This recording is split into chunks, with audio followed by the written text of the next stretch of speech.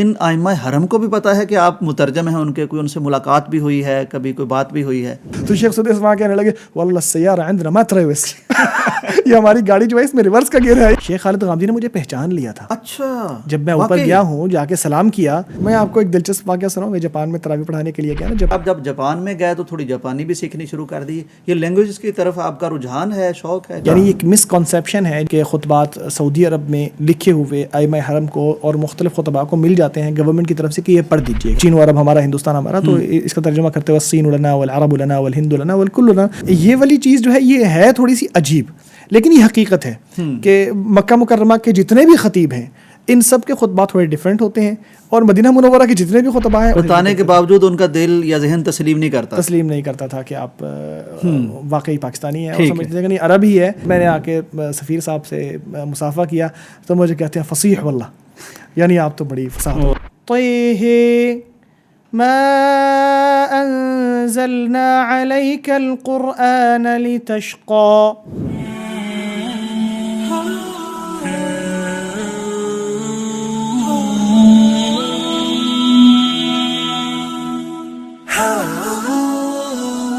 السلام علیکم ناظرین اکرام، یوسف سراج پوڈ کاسٹ میں خوش آمدید. ناظرین، آج ہماری مہمان شخصیت ایک ایسی نادر روزگار شخصیت ہیں. پاکستانی نوجوان ہیں، 10 سال سے حرم کے جتنے بھی آئمہ خطبہ دیتے ہیں، جمعہ کا خطبہ، وہ حرم مکی میں دے رہے ہوں یا حرم مدنی میں دے رہے ہوں، یہ پاکستانی نوجوان ایسا سعادت مند باصلاحیت نوجوان ہے کہ جو ان کا ترجمہ کرتا ہے ٹی وی کے لیے.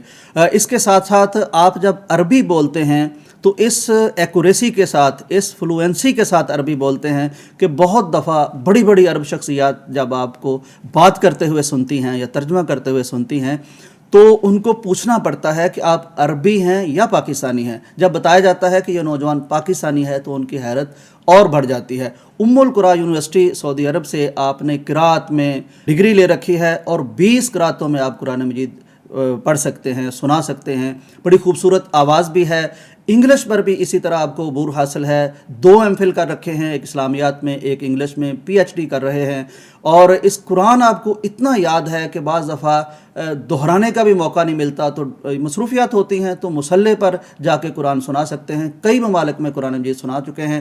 تو چھوٹی سی عمر میں بہت بڑی اچیومنٹس ہیں، بہت زیادہ صلاحیتیں ہیں. میں چاہتا ہوں کہ ہمارے نوجوان یہ دیکھ کر سیکھ لیں کہ اللہ تبارک و تعالیٰ نے ہمارے اندر کیسی صلاحیتیں رکھی ہوتی ہیں، اور اگر ہم توجہ کریں تو ہم کیا کیا دنیا کو دنگ کر دینے والا دکھا سکتے ہیں. تو آئیے آغاز کرتے ہیں. اچھا عاطف صاحب، میں نے ناظرین کو یہ بتایا کہ جب آپ عربوں کے سامنے عربی بولتے ہیں تو وہ پہچان نہیں پاتے کہ آپ واقعتاً عرب ہیں یا عجم ہیں. کوئی ایسا واقعہ پیش آیا واقعتاً، کبھی کسی نے کہا بھی اور پوچھا بھی آپ سے کہ آپ عربی ہیں یا اجمی ہیں؟ اچھا، مجھے عام طور پہ عرب جو ہے نا وہ شہری کنسیڈر کیا کرتے تھے. اچھا، یعنی آپ وہاں کے باشندے ہیں، وہاں کے شہری ہیں. وہاں کا ایک قبیلہ ہے. اچھا شہری. اچھا اچھا، شہری نہیں، شہری. شہری. اچھا. تو یہ شہری ایک قبیلہ ہے جو وہاں پہ سعودی عرب میں آباد ہے، سارے عرب ہی ہیں. ٹھیک ہے. تو ان کے مطابق میرے نین نقش جو ہیں یا چہرہ جو ہے وہ ان لوگوں کے ساتھ ملتا جلتا ہے. اچھا، یعنی بات اب زبان سے بھی آگے زبان سے آگے چلی گئی ہے. تو وہ عام طور پہ مجھے کہا کرتے تھے کہ تم شہری لگتے ہو. اور بات چیت سے بھی ظاہر ہے کہ وہ تو بالکل ڈفرینشیٹ نہیں کر پاتے کہ ہم عرب ہیں یا غیر عرب ہیں. بلکہ اگر ہم سے کوئی پوچھتا کہ آپ کہاں سے ہیں تو کبھی کسی نے نہیں پوچھا کس ملک سے ہیں. سبھی یہی پوچھتے تھے کہ آپ کس قبیلے سے ہیں یا سعودی عرب کے کس شہر سے ہیں. اور اگر ہم بتاتے کہ میں پاکستانی ہوں تو وہ اس بات پہ اکثر یہ جواب ملتا کہ یار مذاق تو نہ کرو. اچھا ٹھیک ہے. مذاق سمجھتے یعنی بتانے کے باوجود ان کا دل یا ذہن تسلیم نہیں کرتا تھا کہ آپ واقعی پاکستانی ہیں. اور سمجھتے تھے کہ نہیں عرب ہی ہے، لیکن اس بات کو کر کے ہمارے ساتھ مذاق کر رہا ہے کوئی، تو پرینک کرنے کی کوشش کر رہا ہے. تو پرینک میں نہیں کرتا تھا، میں تو واقعی پاکستانی ہوں اور میں ذکر کرتا ہوں پاکستانی ہوں. لیکن چونکہ الحمدللہ وہاں اسکولز کے اندر نا چونکہ انٹریکشن ہوتی ہے، جیسے ہم دیکھتے ہیں کہ اگر برٹش میں ہے کوئی آدمی یا کسی دوسرے ملک میں ہے تو جس ملک میں بھی ہوگا اگر وہ وہاں کلاس 1 سے لے کے اسکول، وہاں کے لوکل اسکول میں، آپ کی اسکولنگ ظاہر ہے وہاں ہوئی ہے، میں اسکولنگ وہاں پہ ہوئی ہے، تو اسکولنگ کا افیکٹ ہوتا ہے کہ عربوں کا کلچر اور لہجہ اور یہ ساری چیزیں بندہ اڈاپٹ کر لیتا ہے. بلکہ مزے کی بات یہ کہ عربی جو نحو صرف ہے، جب تک میں سیکنڈری لیول تک اس کو پڑھتا رہا ہوں تو عموماً ایسا ہوتا تھا کہ جو ہے وہ چیزیں گرامر میں کلاس کے اندر جتنے بھی اسٹوڈنٹس ہوتے تھے عرب، ان میں زیادہ بہتر نمبر میں ہی لیا کرتا تھا. ٹھیک. بلکہ نحو صرف کے اندر جتنی ڈسکشن کلاس کے اندر ہوتی تھی وہ بھی سب سے زیادہ میں ہی کیا کرتا. مجھے یاد ہے ایک مرتبہ سر نے مجھے کوئی چیز بتائی تو میں نے کہا سر یہ غلط ہے. سر کہتے ہیں کیسے؟ تو میں نے کہا سر جیسے ہم کہتے ہیں نا کہ یہ ایسے ہی لگتی ہے, یا ایسے بولے تو غلط لگتا ہے, صحیح نہیں لگتا. تو کامن سینس کا تقاضا. یا پھر مجھے میرے اساتذہ کہا کرتے تھے کہ آپ کی عربی کے اندر جو مہارت ہے یہ قرآن کریم کا اثر ہے, کہ قرآن کریم آپ نے بچپن میں یاد کیا ہے تو اس کی وجہ سے جو عربی کا افیکٹ ہے, یا عربی آپ کو زیادہ آ گئی ہے, یا عربی کے اندر آپ کو مہارت ہے بولنے میں بھی, تو وہ قرآن کریم کا اثر اور افیکٹ ہے.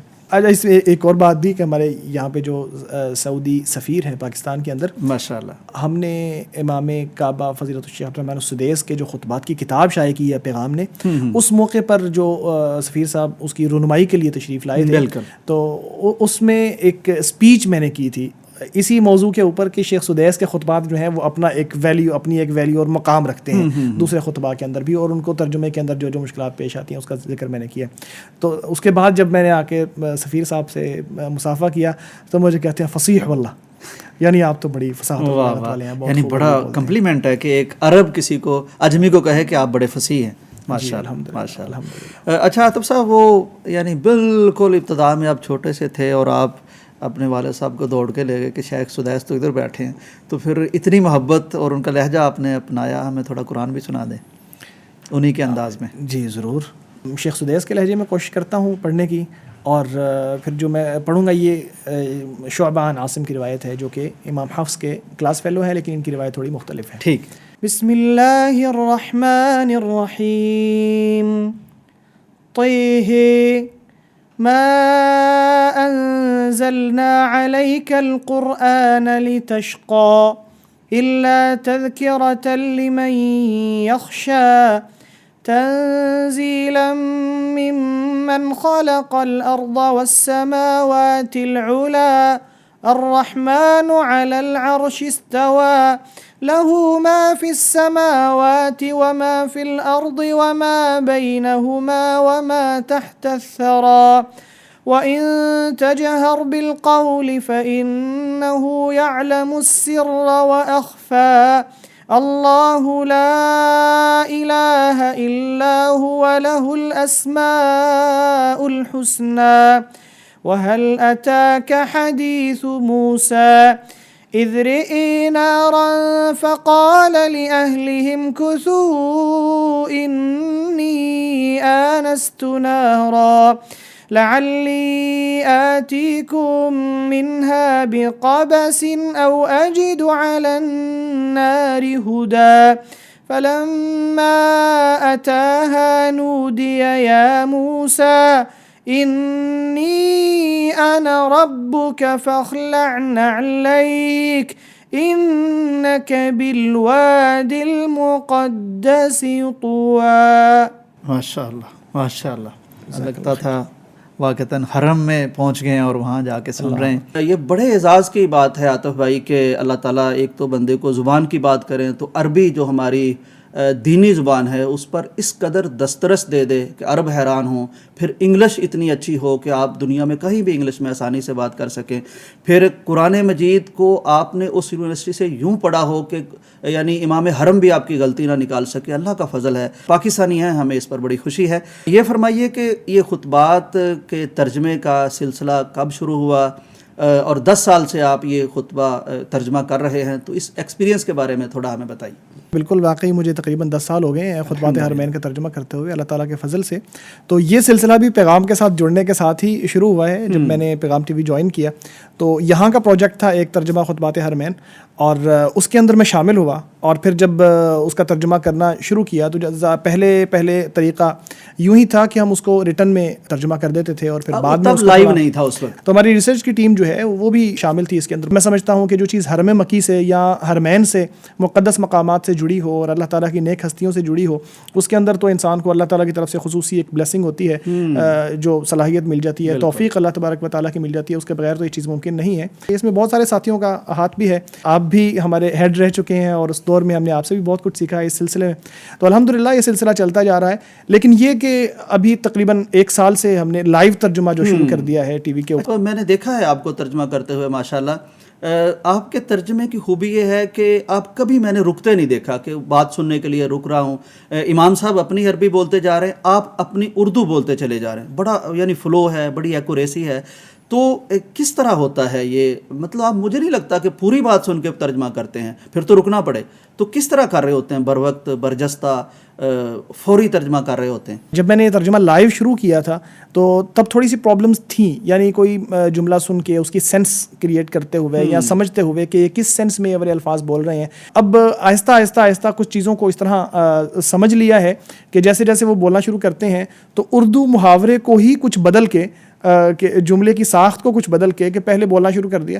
پھر یہ ہے کہ خطبات حرمین کو سن سن کے کچھ آئیڈیا بھی ہو جاتا ہے, یعنی 10 سال بڑا عرصہ ہوتا ہے, تو ایک ہی چیز کو آپ بار بار جب کر رہے ہوتے ہیں, سن رہے ہوتے ہیں, ظاہر ہے کہ وہ سیم چیزیں تو نہیں ہوتی ہر مرتبہ ایک نیا موضوع ہوتا ہے, ایک نیا ٹاپک ہوتا ہے, نئی آیات ہوتی ہیں, نئی حدیث ہوتی ہیں. وہ جو عام طور پر ہمارے ہاں شاید اس طرح لوگوں کو اندازہ نہیں ہے, ہم حرم کے ائمہ کو صرف قاری سمجھتے ہیں, چونکہ ہم ان کی تلاوت سنتے ہیں, بڑی اچھی آواز ہوتی ہے, تو ہمارا خیال ہوتا ہے جیسے ہمارے ہاں قاری ہیں وہ قاری, لیکن وہ تو کوئی وزیر کے درجے کے, کوئی سینیٹر ہوتے ہیں, کوئی مطلب کسی بہت بڑی علمی لجنہ کے سربراہ ہوتے ہیں, یونیورسٹی کے پروفیسرز ہوتے ہیں, وہ جج ہوتے ہیں, تو یعنی ان کی اپنی ایک بہت بڑی ایک اتھارٹی ہوتی ہے اور بڑا نالج ہوتا ہے.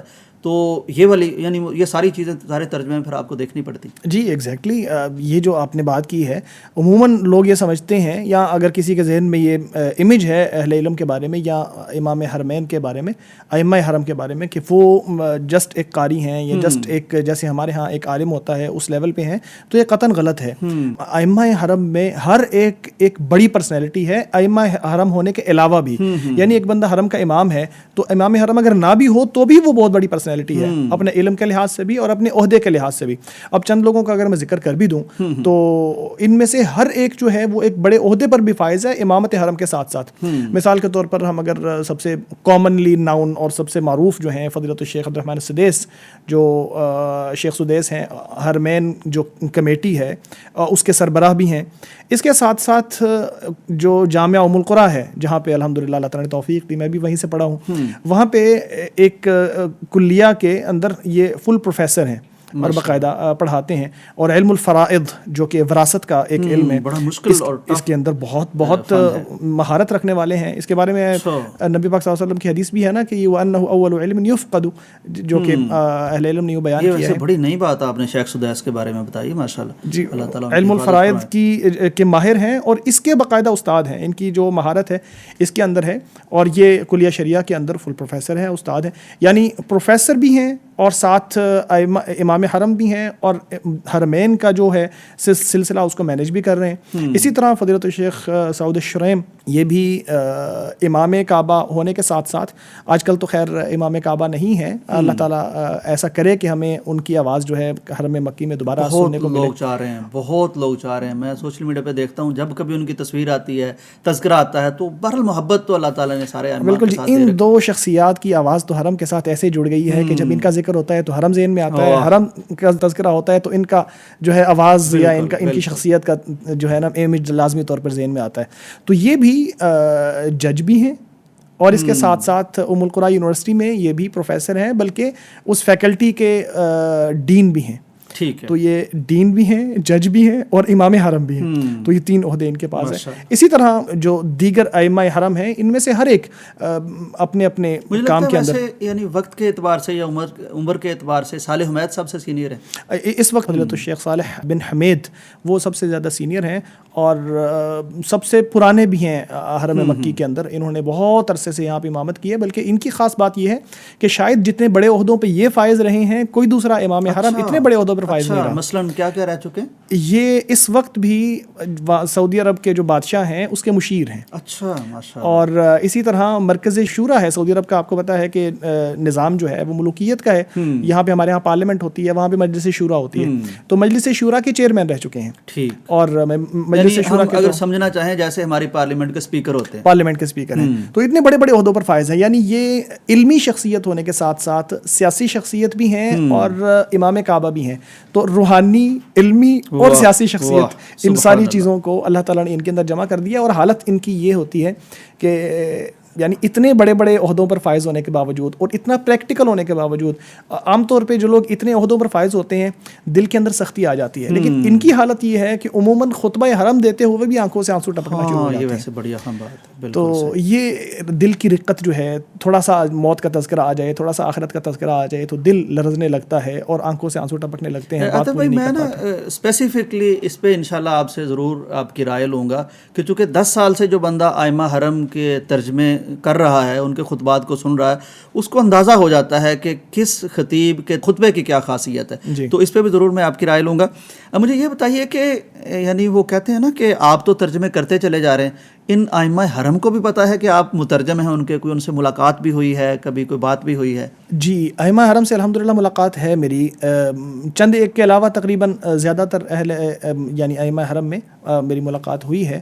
اور سب سے پہلے تو جی شیخ سدیس کے ساتھ ایک سرسری سی ملاقات ہے. میں نے سنا بہت ہے ان کو بہت سارے مواقع پر، اور کچھ کافی ساری محفلیں ایسی ہیں جن میں یہ بھی موجود تھے اور میں بھی فزیکلی وہاں موجود تھا. جیسا کہ ایک بڑا مجھے یاد ہے کہ ہمارے یونیورسٹی کے اندر ہی ام القرا یونیورسٹی کے اندر ہی ہمارے ہاں جو ہوتے ہیں سیمینار ہوتا ہے جس میں تھیسس کا ڈیفنس ہوتا ہے باقاعدہ. تو ان کے جو شاگرد تھے وہ بھی حرم کے اندر ہی استاد ہیں، یعنی حرم کے اندر باقاعدہ ایک یونیورسٹی ہے، اس کے استاد ہیں. اور یہ شیخ سدیس کے ام القرا یونیورسٹی میں شاگرد تھے. شیخ سدیس جو ہیں ان کے سپروائزر تھے. ٹھیک. تو یہ جو میرا فرسٹ انٹریکشن شیخ سدیس کے ساتھ ہوا تھا وہ وہاں ہوا تھا، یعنی فزیکلی میں نے ان کو دیکھا تو وہاں کیسے بات کر رہے ہیں. ٹھیک. تو وہ ایک ڈیفینس تھا، اور یہ سلسلہ کافی طویل چلتا ہے. یعنی آپ کہہ لیجئے کہ ہمارے یہاں کئی مرتبہ ڈیفینس ہوتا ہے 1 گھنٹے کا، آدھے گھنٹے، 2 گھنٹے کا میکسیمم ہو جائے گا. وہاں پہ ڈیفینسز جو ہیں وہ کئی مرتبہ 4-4 5-5 گھنٹوں کے بھی چلتے ہیں، بلکہ اس سے بھی زیادہ. تو وہاں پہ کام کی بات یہ ہے، ٹو دی پوائنٹ واپس آتے ہیں. شیخ سدیس جو ہے وہ سپروائزر تھے، اور وہاں کے جو مفتی عام ہے سعودی عرب کے، وہ آئے ہوئے تھے بطور جج یا ایگزامینر کے طور پہ، سعودی عرب کے مفتی عام. تو ظاہر ہے وہ یعنی مفتی اعظم ہم انہیں کہہ سکتے ہیں، مفتی اعظم. بالکل. تو وہ ظاہر ہے تھیسس کو کنگال رہے تھے اور کہہ رہے تھے کہ یہ اس جگہ پہ ایسا ہے اور اس جگہ پہ ایسا ہے. تو شیخ سدیس، اچھا میں تھوڑا سا سمجھنے کی کوشش کر رہا ہوں. شیخ سدیس کے شاگرد ہیں، شیخ ان کا یعنی یہ تھیسس ہے، شیخ سدیس جو ہیں وہ سپروائزر ہیں، گویا کہ ان دونوں کا امتحان لینے کے لیے مفتی صاحب بیٹھے. ایگزیکٹلی، بالکل آپ نے صحیح کہا. تو یہ جو مفتی صاحب وہ کہہ رہے تھے کہ فلاں پیج کے اندر یہ غلطی ہے اور یہ غلطی ہے.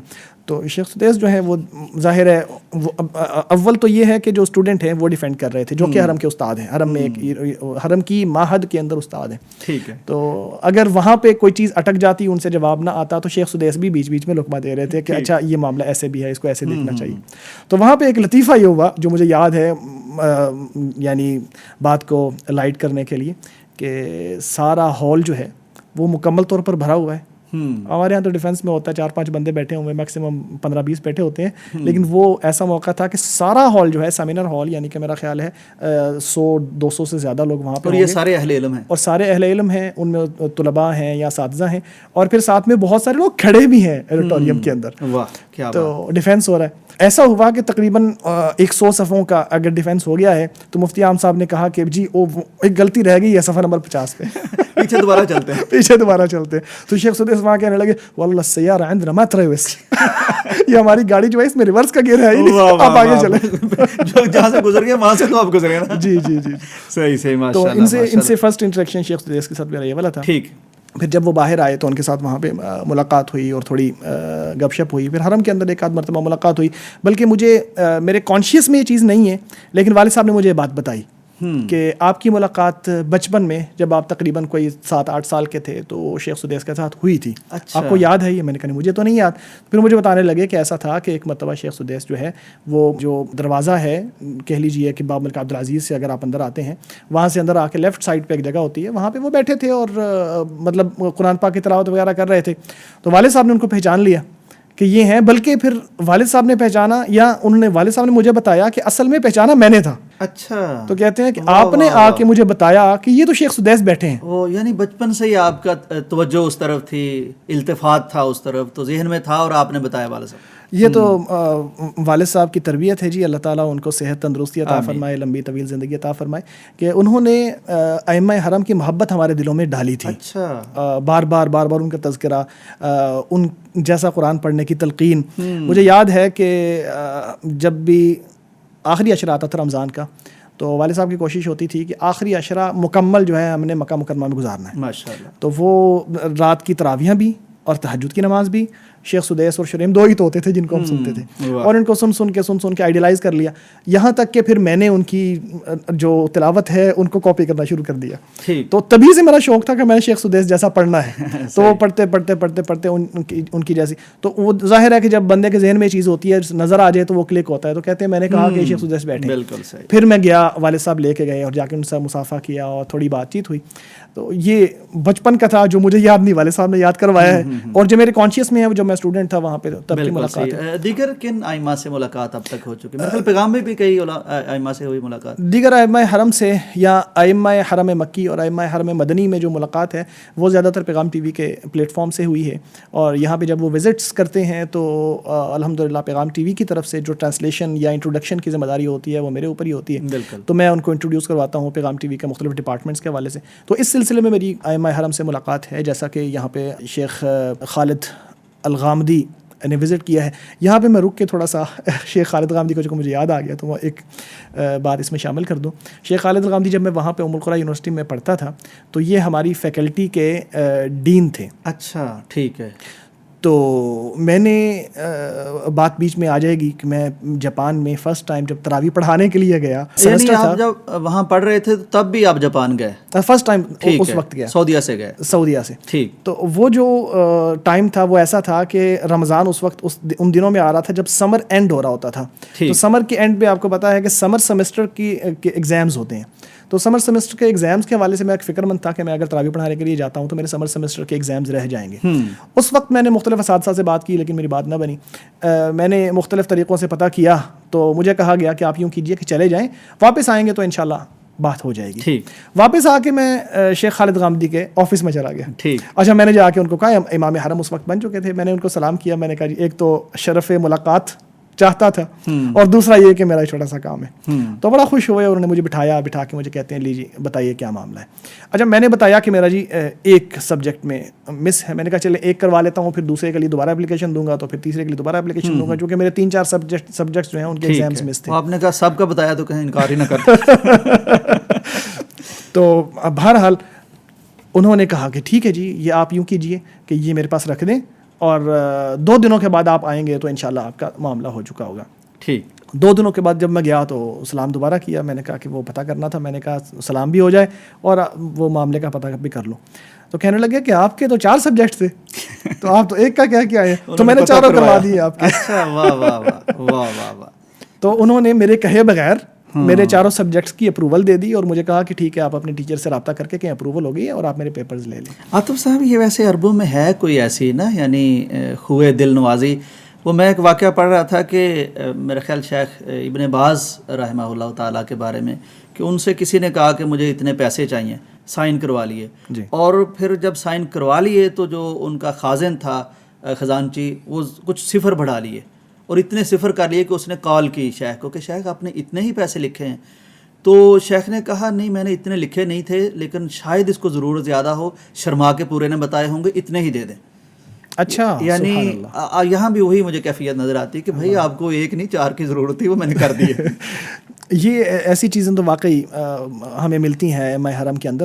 بلکہ صلاح البدیر حفظہ اللہ جو امام مسجد نبوی ہیں, ان کے حوالے گزشتہ دنوں میں وہ پیغام ٹی وی تشریف بھی لائے تھے, تب بھی ان سے ملاقات ہوئی. دوسری مرتبہ یہاں پہ پاکستان میں وزٹ کیا انہوں نے. ان کے حوالے سے بھی یہ ہے کہ ان کے ایک ساتھی تھے جو ایئرپورٹ سے گھر اکٹھے جا رہے تھے ایک ہی ٹیکسی میں.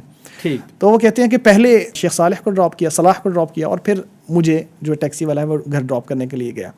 جب اسے مجھے ڈراپ کیا تو میں نے اس کو پیسے دیے کہ بھئی یہ آپ کا جو ایئرپورٹ سے یہاں تک کا کرایہ ہے وہ آپ لے لیں. تو مجھے کہتے نہیں آپ کا کرایہ تو ادا ہو گیا. تو کرایہ کیسے ادا کی؟ میں جب سے ہم بیٹھے تھے ٹیکسی میں تب سے میں ساتھ ہوں, اترتے وقت شیخ صلاح نے آپ کو ادا نہیں کیا, تو وہ ادا کب ہوا ہے؟ اچھا, شیخ صلاح کو پہلے سے فکر تھی کہ میں نے یہ والا کام کرنا ہے.